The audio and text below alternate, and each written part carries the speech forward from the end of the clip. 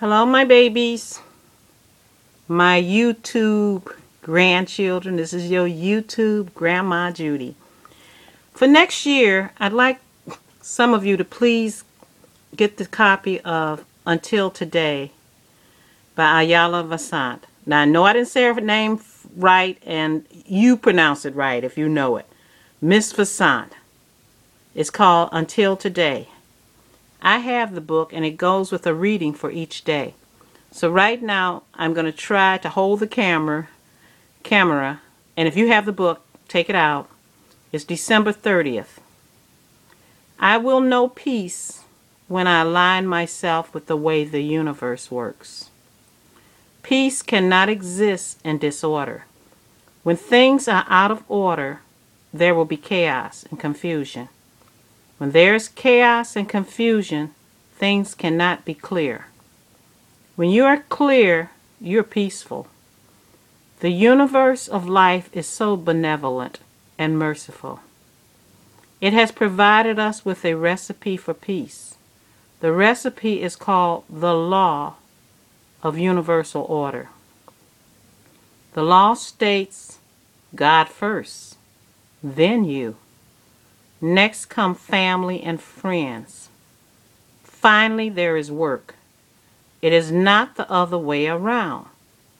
There is no way means that you should neglect your duties and responsibilities. Oh, heavens no. It only means that you address them in order of priority. The order is God first, next there is you, and after you come family and friends. Bringing up the rear is your work. Got it? Now, if you do your very best to follow the law to the letter, you will experience so much peace, you will hardly be able to stand it. You will have a peace that surpasses all understanding, peace that the world cannot take away.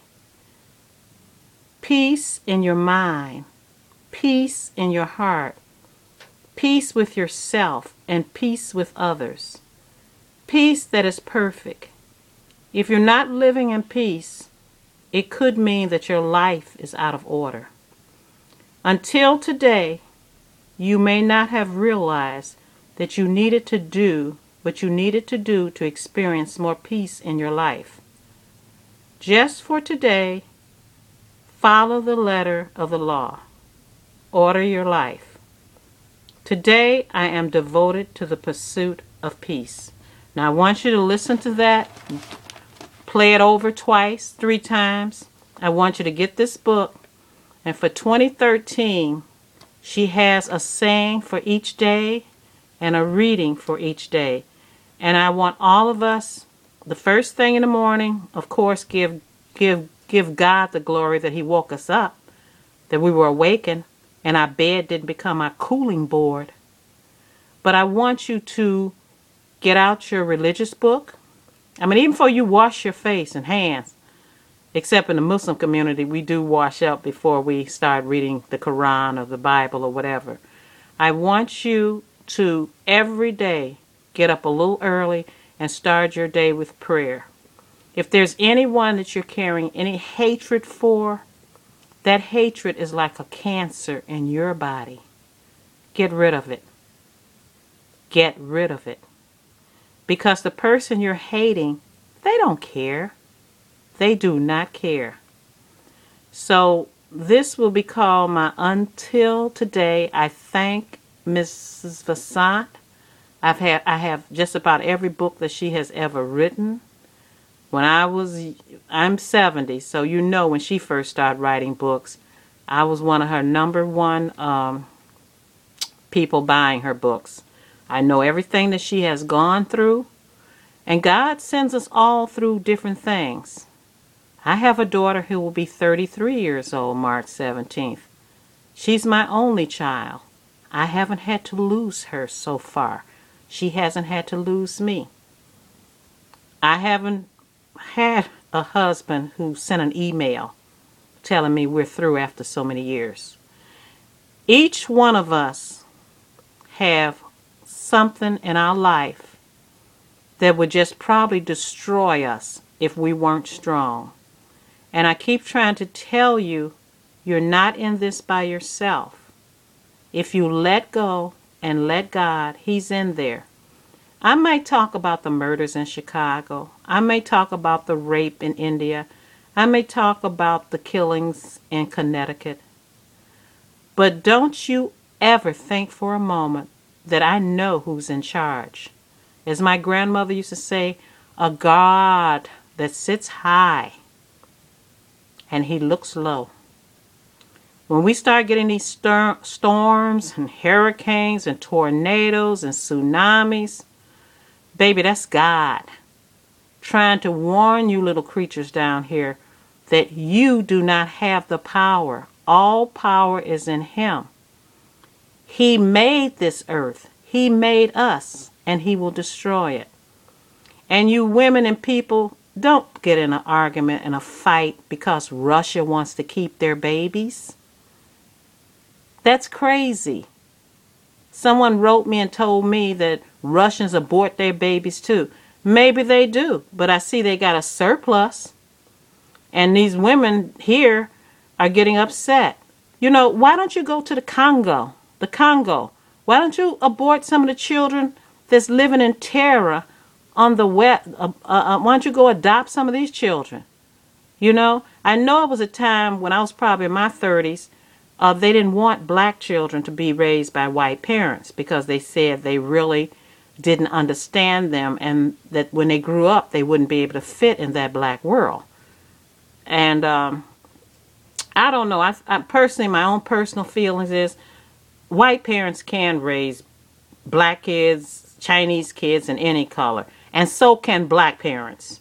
You can't think that, oh, only the white parents can have other children. There are black parents. I know black parents. Remember Josephine Baker when she adopted all those children from all over the nation and she raised them as one? You know, we're just humans, people. We're not a race.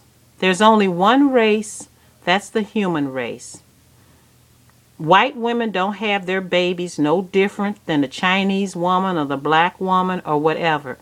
I was looking at a documentary the other day on I forgot what country in Africa this was. You go in my playlist, you'll see it because I put it on my playlist. You know, we complain here about what we don't have. These women are living in the most horrible conditions. If they don't have any money, they can't go to a hospital. I remember now, Liberia. That's that place that the white people, when they threw the kidnapped people, I don't like to use the word slave, when they threw the kidnapped people out there, they came to Liberia and they were just horrible. Well, who raised them? And the Liberian people, they practically wiped out. Because how can the government send you someplace where it's already inhabited by people? You're going to call it Liberia. You're going to name the capital Monrovia after President Monrovia. But you guys know how to read. Go look up at the history of.